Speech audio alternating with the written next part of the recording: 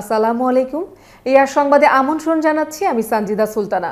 শুরুতেই জানিয়ে দিচ্ছি সংবাদ শিরোনাম। উত্তরা থেকে পল্লবী পর্যন্ত পারফরম্যান্স দেখালো মেট্রো রেল।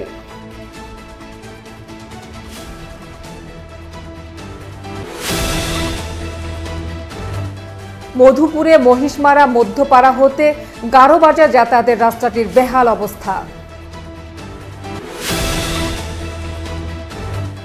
এবং ভারতকে বহুল প্রত্যাশিত ক্ষেপণাস্ত্র প্রতিরক্ষা ব্যবস্থা শ্যাম সরবরাহ করবে রাশিয়া।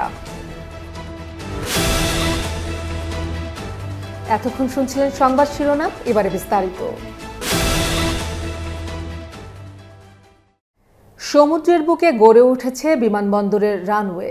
দৃষ্টিনন্দন এই রানওয়ে নির্মাণের পাশাপাশি কক্সবাজারের বিমানবন্দরটি উন্নীত হচ্ছে আন্তর্জাতিক মানে। রানওয়ে সম্প্রসারণের এই কার্যক্রম গণভবন থেকে ভিডিও কনফারেন্সে যুক্ত হয়ে উদ্বোধন করেন প্রধানমন্ত্রী শেখ হাসিনা। উদ্বোধনী অনুষ্ঠানে সরকার প্রধান বলেন, বিমান খাতে বাংলাদেশের ভৌগোলিক অবস্থানের সুবিধা পুরোপুরি কাজে লাগানোর উদ্যোগ নিয়েছে সরকার। শেখ হাসিনা বলেন, বাংলাদেশকে প্রাচ্য পাশ্চাত্যের সংযোগ কেন্দ্র হিসেবে গড়ে তোলার পাশাপাশি দক্ষিণ পূর্ব এশিয়ার দেশগুলোর সঙ্গে বিমান যোগাযোগ বাড়ানোর উদ্যোগ নেওয়া হয়েছে। বাংলাদেশ বিমানের বহরে নতুন এবং অত্যাধুনিক বিমান যুক্ত করার পাশাপাশি বিমানের রুটও বাড়ানোর উদ্যোগ নেওয়া হয়েছে বলে জানান প্রধানমন্ত্রী। বলেন, নিউ ইয়র্ক, টরন্টো এবং সিডনির মতো গন্তব্যগুলোতেও ভবিষ্যতে চলাচল করবে বিমান। উত্তরা থেকে পল্লবী পর্যন্ত চলল মেট্রো রেল। আজ রোববার বেলা 11:52 উত্তরার মেট্রো রেলের ডেপোতে সবুজ পতাকা উড়িয়ে পরীক্ষামূলক ট্রেন চলাচলের উদ্বোধন করেন সড়ক পরিবহন ও সেতুমন্ত্রী ওবায়দুল কাদের। ট্রেনটি ঘন্টায় 25 কিলোমিটার বেগে উত্তরা থেকে পল্লবীর উদ্দেশ্যে রওনা হয়, সেখান থেকে আবার উত্তরায় ফিরে আসে। তবে এই চলাচল হয়েছে যাত্রীবিহীন। উত্তরা থেকে পল্লবী পর্যন্ত 4টি স্টেশনের মধ্যে পরীক্ষামূলকভাবে ট্রেনের এই চলাচলকে পারফরমেন্স টেস্ট বলা হচ্ছে। এদিকে মেট্রো রেলের পরীক্ষামূলক চলাচলের উদ্বোধনের আগে এক অনুষ্ঠানে ওবায়দুল কাদের সেখানে বলেন, আগামী বছরের জুন থেকে ডিসেম্বরের মধ্যে দেশে 3টি মেগা প্রকল্পের উদ্বোধন করা হবে। তিনি বলেন, 2022 সালের জুনে পদ্মা সেতু চালু করা হবে। এরপর চট্টগ্রামে কর্ণফুলী টানেল এবং ডিসেম্বরে মেট্রো রেলের ব্যবহারের জন্য খুলে দেওয়া হবে। এর আগে ডিপোতে রাখা মেট্রো ট্রেনের ভেতর ঘুরে দেখেন মন্ত্রী। আশুলিয়ার জামগড়ায় ড্রামের ভেতর থেকে অজ্ঞাত এক ব্যক্তির গলিত মরদেহ উদ্ধার করেছে পুলিশ। গতকাল শনিবার বিকেল 4টার দিকে আশুলিয়ার জামগড়া হিয়ন গার্মেন্টসের পাশে ইদ্রিস গাজীর মালিকানাধীন 5তলা বাড়ির 3য় তলার ফ্ল্যাট থেকে মরদেহটি উদ্ধার করা হয়। বাড়ির মালিকের স্ত্রী নাসরিন কাজী বলেন, 2-3 দিন ধরে এই ফ্ল্যাটের সামনে থেকে দুর্গন্ধ আসছিল। ফ্ল্যাটের দরজার বাইরে থেকে লক ছিল। পরে অন্য ভাড়াটিয়া আজ বিষয়টি তাদের ফোন করে জানায়। এরপর আজ তারা এসে ভাড়াটিয়াদের নিয়ে ফ্ল্যাটের দরজা খুলে ভেতরে প্রবেশ করেন। এ সময় টয়লেটের ভেতর পানির ড্রামের মধ্যে ওই ব্যক্তির মরদেহর উপর করে রাখা অবস্থায় দেখতে পান। পরে পুলিশকে খবর দেয়া হয়। তিনি আরও বলেন, তারা এই বাড়ি ভাড়া দিয়ে ঘোষবাগের বাড়িতে পরিবার নিয়ে থাকেন। মাস শেষে ছেলেকে দিয়ে বাড়ি ভাড়া ওঠান। কে বা কারা ওই কক্ষে ছিলেন সেটা তিনি জানেন না। আশুলিয়া থানার উপপরিদর্শক কাজী নাসের বলেন, লাশের অবস্থা এতটাই বিকৃত যে তার পরিচয় শনাক্ত করা যাচ্ছে না। তদন্ত করে মরদেহ ময়নাতদন্তের জন্য রাজধানীর শহীদ সোহরাওয়ার্দী মেডিকেল কলেজ হাসপাতালের মর্গে প্রেরণ করা হয়েছে। ঘটনার রহস্য জানার চেষ্টা চলছে। আমি কাউকেই চিনি না, একমাত্র ওনার একটু চিনি। অনেক আগে ওনার রং মিস্ত্রি কাজ করতো। আর ওই যে প্রবাস স্যার, ওনার অনেক দিন ধরে আছে। তো ওনার দেখাশোনা করার মতো ওনার স্থানীয় কোনো লোক নাই এই জায়গা। ভাড়া উঠাই কে? মাস শেষ হইলে আমার ছেলে রেখে আমি পাঠাই। আমার ছেলে এই যে এসএসসি পরীক্ষা দিচ্ছে।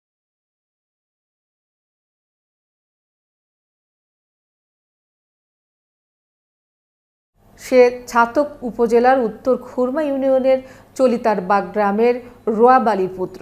ছাতক থানার উপপরিদর্শক এসআই হাবিবুর রহমান পিপিএম এর নেতৃত্বে এএসআই মিজানুর রহমান সুমনচন্দ্র গোপন সংবাদের ভিত্তিতে সিলেট দক্ষিণ সুরমা থানাধীন ধরিয়াশা মাজার সংলগ্ন ফেরিঘাট এলাকা থেকে রবিবার গভীর রাতে তাকে গ্রেফতার করেন। ছাতক থানার এসআই হাবিবুর রহমান পিপিএম জানান, সুনামগঞ্জের police super Mizanur Rahman BPM, সহকারী police super Chhatak circle Billal Hossain, Chhatak থানার অফিসার ইনচার্জ নাজিম উদ্দিনের দিক নির্দেশনায় তার নেতৃত্বে ফোর্স সহ অভিযান চালিয়ে দীর্ঘদিন ধরে পলাতক থাকা ইদ্রিস আলীর বিরুদ্ধে অস্ত্র, ডাকাতি, বিস্ফোরক মামলা সহ 14টি মামলার আসামি ইদ্রিস আলীকে গ্রেপ্তার করা হয়।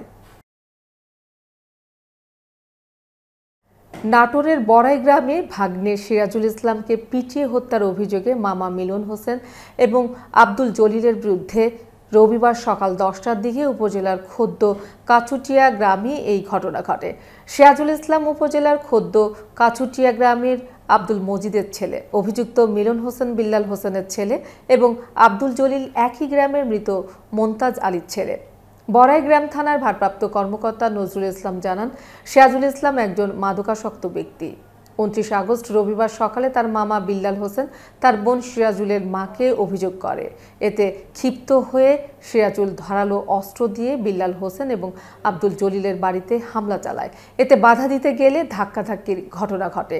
এতে মাটিতে পড়ে গিয়ে সিরাজুল অসুস্থ হলে পরিবারের লোকজন বনপাড়া এলাকার স্থানীয় একটি ক্লিনিকে নিয়ে গেলে কর্তব্যরত চিকিৎসক তাকে মৃত ঘোষণা করেন।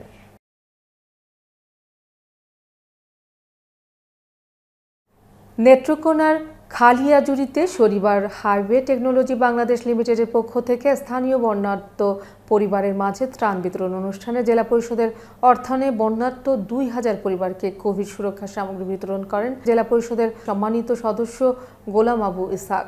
বন্যার্ত প্রতিটি পরিবারকে একটি করে মাস্ক, হ্যান্ড ওয়াশ, সাবান ও হ্যান্ড স্যানিটাইজার বিতরণ করা হয়। উক্ত অনুষ্ঠানে ভার্চুয়ালি যুক্ত ছিলেন ভাটি এলাকার কৃতি সন্তান ডাক ও টেলিযোগাযোগ মন্ত্রী মোস্তফা জব্বার এবং নেত্রকোনা জেলা প্রশাসক কাজী মোহাম্মদ আব্দুর রহমান। অনুষ্ঠানে আরও উপস্থিত ছিলেন স্থানীয় সরকারি কর্মকর্তা, জনপ্রতিনিধি, শিক্ষক, সাংবাদিক, এনজিও প্রতিনিধি ও সাধারণ জনগণ। জেলা পরিষদের সম্মানিত সদস্য গোলাম আবু ইসহাক বলেন, দেশের এই ক্রান্তিলগ্নে সাধারণ মানুষের মধ্যে করোনা ভাইরাসের সচেতনতা সৃষ্টিতে তাদের এই ধরনের কর্মসূচি অব্যাহত থাকবে।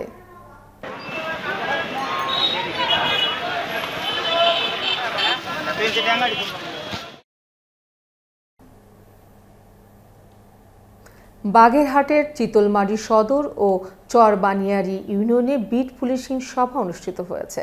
28 আগস্ট দুপুরে চিতলমারী থানা পুলিশের উদ্যোগে এই সভা অনুষ্ঠিত হয়। সভায় ইউনিয়নের বিভিন্ন শ্রেণী পেশার জনসাধারণ উপস্থিত ছিলেন। এ সময় চিতলমারী থানার অফিসার ইনচার্জ AHM কামরুজ্জামানের সভাপতিত্বে প্রধান অতিথি হিসেবে বক্তব্য রাখেন বাগেরহাট জেলা police super KM Ariful Haque. এ সময় পুলিশ সুপার বলেন, পুলিশ ইচ্ছে করলেই একার পক্ষে মাদকামুক্ত সমাজ গঠন করতে পারবে না। মাদকমুক্ত সমাজ গঠন করতে হলে সমাজের সকল শ্রেণী পেশার মানুষকে ঐক্যবদ্ধভাবে প্রচেষ্টা চালিয়ে যেতে হবে। এ সময় উপস্থিত ছিলেন বাগেরহাট জেলার অতিরিক্ত পুলিশ সুপার মোহাম্মদ মাহফুজ হাসান, সাবেক সংরক্ষিত মহিলা সংসদ সদস্য হ্যাপি বড়াল, চিতলমারী উপজেলা পরিষদের মহিলা vice chairman Sabira Kamal Swapna, OC তদন্ত Mohammad Ikram Hossain, Sadar UP chairman Sheikh Nizamuddin, SI Amit Kumar Mondal, SI Madhusudan সহ আরও অনেকে।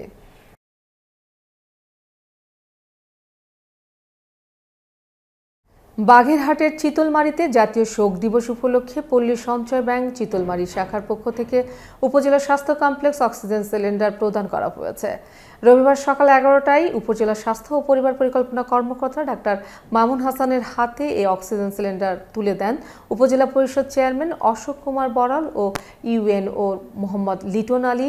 এ সময় অন্যান্যের মধ্যে উপস্থিত ছিলেন উপজেলা পরিষদ ভাইস চেয়ারম্যান মোহাম্মদ শেখ মাহতাবুজ্জামান, উপজেলা প্রকল্প বাস্তবায়ন অপূর্ব দাস, পল্লী সঞ্চয় ব্যাংকের শাখা ব্যবস্থাপক অসীম কুর্তিনিয়া, চিতলমারী উপজেলা প্রেস ক্লাবের সাবেক সভাপতি প্রদীপ মণ্ডল, সাধারণ সম্পাদক মোহাম্মদ তাওহিদুর রহমান বাবু সহ প্রমুখ। গাইবান্ধা প্রেস ক্লাবের সাধারণ সম্পাদক, দৈনিক জনকণ্ঠের জেলা প্রতিনিধি, বিশিষ্ট সাংবাদিক, সাহিত্যিক ও ছড়াকার জনাব আবু জাফর সাবু ইন্তেকাল করেছেন। ইন্না লিল্লাহি ওয়া ইন্না ইলাইহি রাজিউন।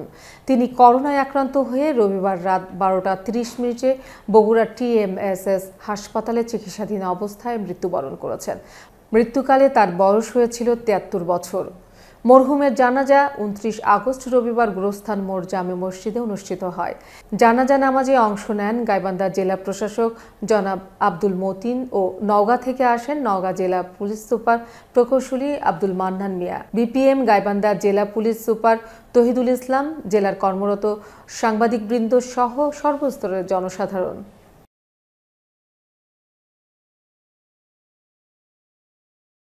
মহামারী করোনা ভাইরাসে আক্রান্ত রোগীদের জরুরি চিকিৎসা সেবা দেওয়ার জন্য টাঙ্গাইলে গুড নেইবার্স বাংলাদেশ ঘাটাইল সিডিপির উদ্যোগে 20টি অক্সিজেন সিলিন্ডার এবং মেডিকেল সরঞ্জাম হস্তান্তর করা হয়েছে।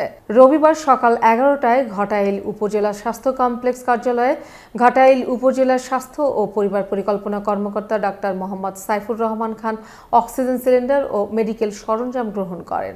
এ সময় ঘাটাইল উপজেলার ভারপ্রাপ্ত নির্বাহী কর্মকর্তা মোসাম্মদ ফারজানা ইয়াসমিন, সিডিপির ম্যানেজার ফ্রান্সিস শ্যামল বিশ্বাস, সিডিপির chairman Mohammad Shahjahan Sarkar, health officer Jahangir Hossain, medical officer Priti Rani Debnath oxygen cylinder ছাড়াও এ সময় পালস অক্সিমিটার, ইনফ্রারেড থার্মোমিটার ও মাস্ক হস্তান্তর করা হয়।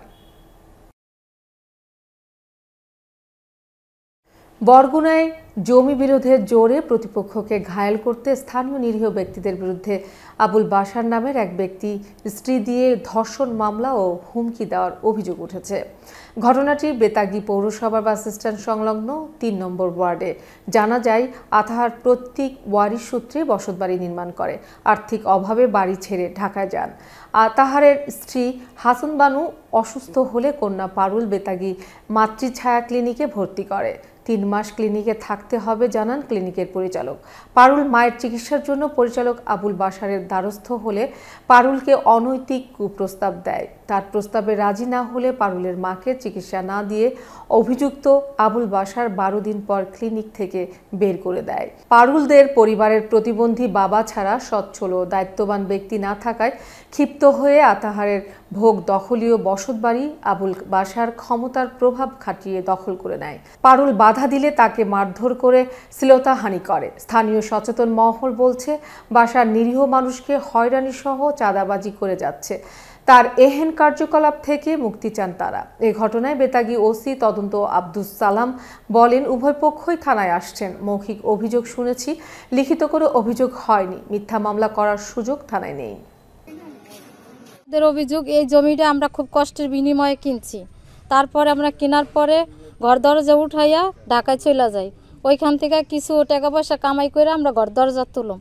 এর ভিতরে আইসে আমরা দেই আমাকে এখানে ঘরও নাই। তারপরে আমি গাছগাছালি আসিল, কিচ্ছু নাই।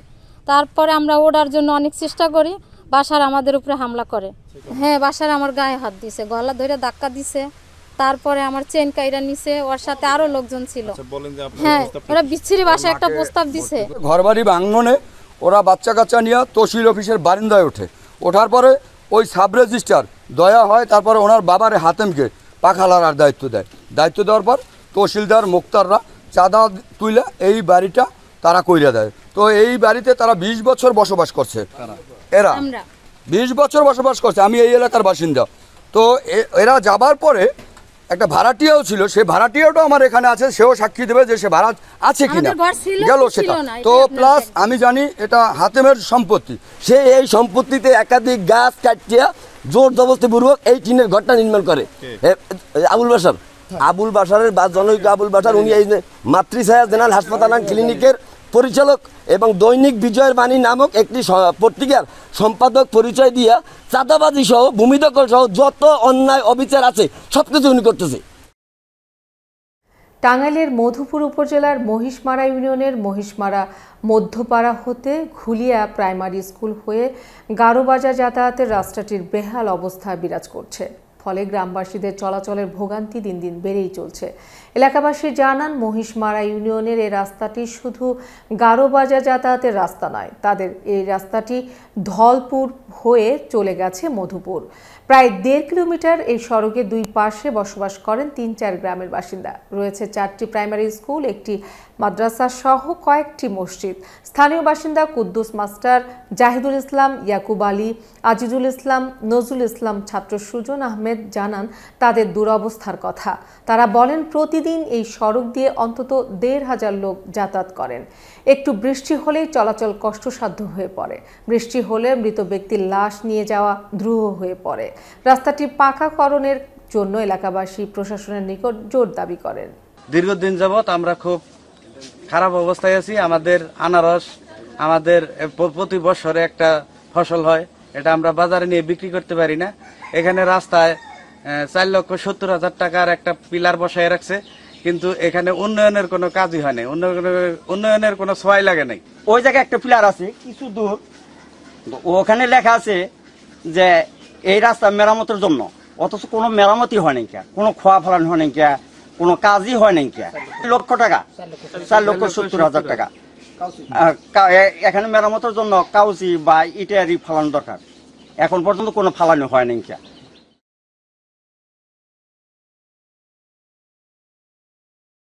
মহামারী করোনা ভাইরাসের সংক্রমণ প্রতিরোধে নেত্রকোনায় এতিম শিশুদের মাঝে হ্যান্ড স্যানিটাইজার, মাস্ক ও সাবান বিতরণ করেছে জেলা ছাত্রলীগ। আজ বিকেলে নেত্রকোনা সদর উপজেলার কুমরি সরকারি শিশু পরিবারের ২ শতাধিক এতিম শিশুদের মাঝে করোনা সংক্রমণ রোধে এই সুরক্ষা সামগ্রী বিতরণ করেন জেলা ছাত্রলীগের নবনির্বাচিত সভাপতি রবিউল আওয়াল শাওন।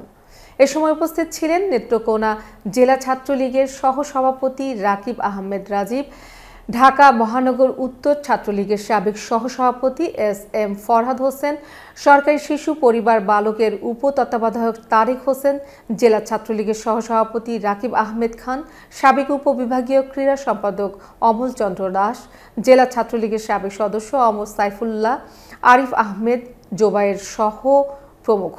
উক্ত অনুষ্ঠানে বঙ্গবন্ধু শেখ মুজিবুর রহমানের আদর্শ ও চেতনা ধরে রেখে জীবন গড়ার লক্ষ্যে শিশুদের উদ্দেশ্যে বক্তব্য রাখেন জেলা ছাত্রলীগের সভাপতি রবিউল আওয়াল শাওন।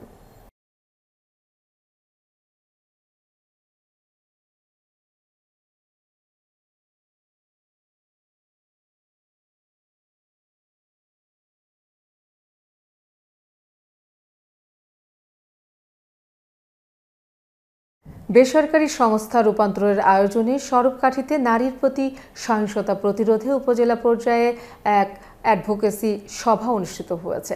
শনিবার সংগঠনের সভাপতি উপজেলা মহিলা ভাইস চেয়ারম্যান নার্গিসা জাহানের সভাপতিত্বে সড়ককাঠি পৌরসভার হলরুমে অনুষ্ঠিত হয়। সভায় বক্তব্য রাখেন পৌর মেয়র গোলাম কবির, উপজেলা কৃষি কর্মকর্তা চপল কৃষ্ণনাথ, মৎস্য কর্মকর্তা ওবায়দুল হক, অ্যাডভোকেট মোহাম্মদ শহীদুল ইসলাম, সাংবাদিক মোহাম্মদ নজরুল ইসলাম, সাংবাদিক মোহাম্মদ হালিমুর রহমান শাহিন, হজরত আলী হিরু, আনোয়ার হোসেন, রূপান্তরের জেলা প্রকল্প কর্মকর্তা মোহাম্মদ শফিকুল আজম, সমাজসেবী মোহাম্মদ মহিবুল্লাহ, কাউন্সিলর মনির হোসেন, নারী নেত্রী মীরা রানী চৌধুরী প্রমুখ।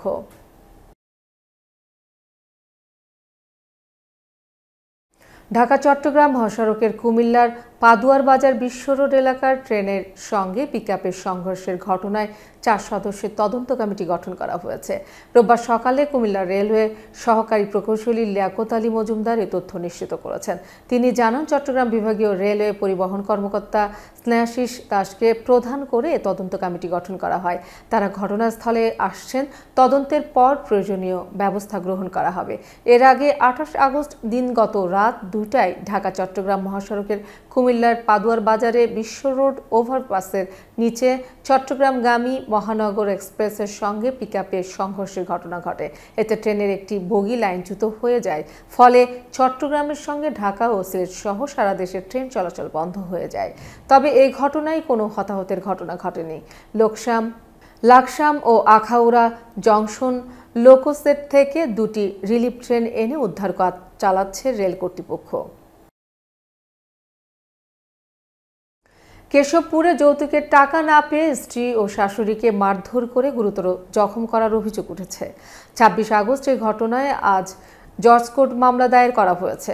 মামলা সূত্রে নির্যাতনের শিকার নারীদের সঙ্গে কথা বলে জানা গেছে, প্রায় 2 বছর আগে কেশবপুর উপজেলার টিটা বাজিতপুর গ্রামের লিমা খাতুনের সঙ্গে চাঁদরা গ্রামের আমেদ আলীর ছেলে নাদিমের বিয়ে হয়। বিয়ের পর থেকে নাদিম বিভিন্ন সময় যৌতুক হিসেবে টাকা নেয়। সর্বশেষ গত মাসে নগদ 50,000 টাকা ও স্বর্ণ অলংকার বিশেষ কাজের কথা বলে নিয়ে উধাও হয়ে গেছে। নাদিমের খোঁজে তার গ্রামের বাড়িতে গেলে তার ভাই শামীম হোসেন, মা খালেদা বেগম, বাবা আমিদ আলী, ছোট ভাই শাহিন মিলে লিমা খাতুন ও তার মা হাজিরা খাতুনকে মারপিট করে বাড়ি থেকে বের করে দেন তারা। এ ব্যাপারে অভিযুক্ত নাদিমের মোবাইল ফোনে একাধিকবার ফোন দিলে বন্ধ থাকায় বক্তব্য নেওয়া সম্ভব হয়নি।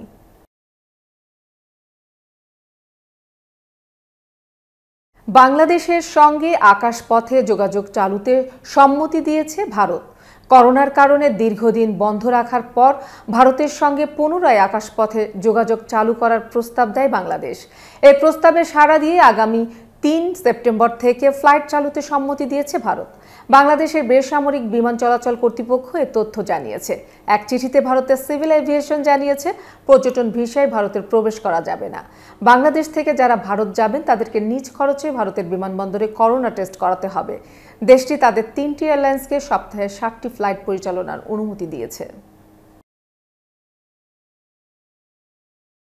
মার্কিন প্রেসিডেন্ট জো বাইডেন শুক্রবার হুঁশিয়ারি দিয়েছিলেন, কাবুলের বিমানবন্দরে হামলাকারীদের ক্ষমা করবেন না তিনি, কঠিন জবাব দেবেন। এই সতর্কবার্তার একদিনও পার হয়নি শনিবার আইএসের ঘাঁটি আফগানিস্তানের নানগারহান প্রদেশে ড্রোন হামলা চালায় যুক্তরাষ্ট্র। এতে বিমানবন্দরে হামলার পরিকল্পনাকারীদের একজন নিহত হয়। পেন্টাগনের দাবি, কাবুল বিমানবন্দর এখনও মার্কিন সেনাদের নিয়ন্ত্রণে। এই পরিস্থিতিতে শনিবার আফগানিস্তানের বেসামরিক নাগরিকদের উদ্ধার কাজ বন্ধের ঘোষণা দিয়েছে ব্রিটেন। একই দিন আফগানিস্তান উদ্ধার কাজ শেষ করেছে ইতালি। তবে 31 আগস্টের মধ্যে আফগানদের স্থানান্তরের যুক্তরাষ্ট্রের অভিযান অব্যাহত রয়েছে। যদিও এখনও ফের হামলা হতে পারে বলে সতর্ক করে মার্কিন নাগরিক সহ সবাইকে বিমানবন্দর এড়িয়ে চলার আহ্বান জানিয়েছেন। এই ঘটনায় আফগানিস্তানের মানুষ এখন পাকিস্তানের সীমান্ত দিয়ে দেশ ছাড়ার চেষ্টা চালাচ্ছে।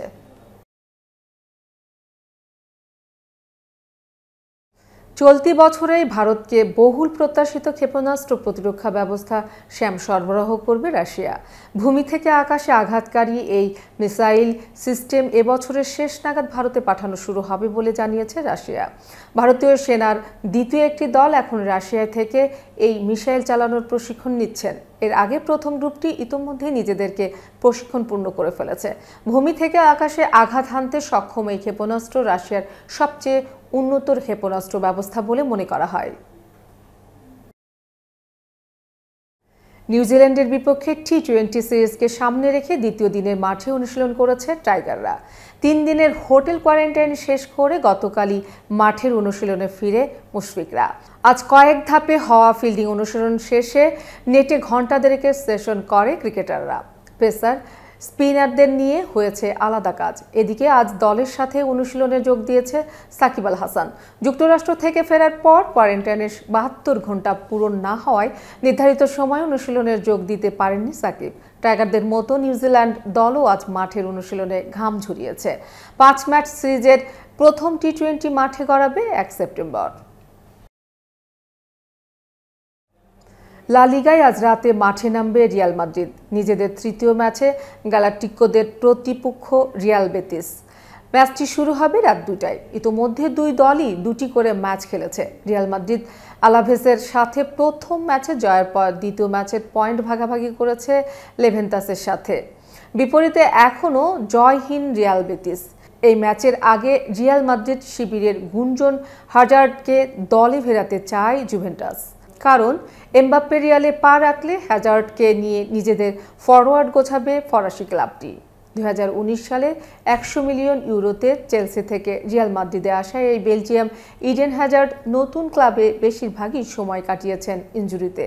রিয়ালের হয়ে 2 মৌসুমে সর্বসাকুল্যে মাত্র 45টি ম্যাচ খেলার সুযোগ পেয়েছে তিনি, যাতে অর্জন বলতে 5টি গোল আর 9টি অ্যাসিস্ট। দর্শক, এআর সংবাদ শেষ করার আগে শিরোনামগুলো জানিয়ে দিচ্ছি আরও একবার। উত্তরা থেকে পল্লবী পর্যন্ত পারফরমেন্স দেখালো মেট্রো রেল।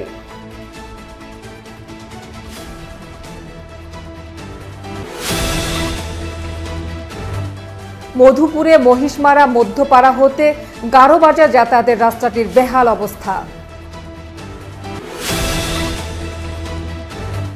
এবং ভারতকে বহুল প্রত্যাশিত ক্ষেপণাস্ত্র প্রতিরক্ষা ব্যবস্থা শ্যাম সরবরাহ করবে রাশিয়া। এআর সংবাদ এই পর্যন্তই। আমাদের পরবর্তী সংবাদ দেখার আমন্ত্রণ জানিয়ে বিদায় নিচ্ছি। আল্লাহ হাফেজ।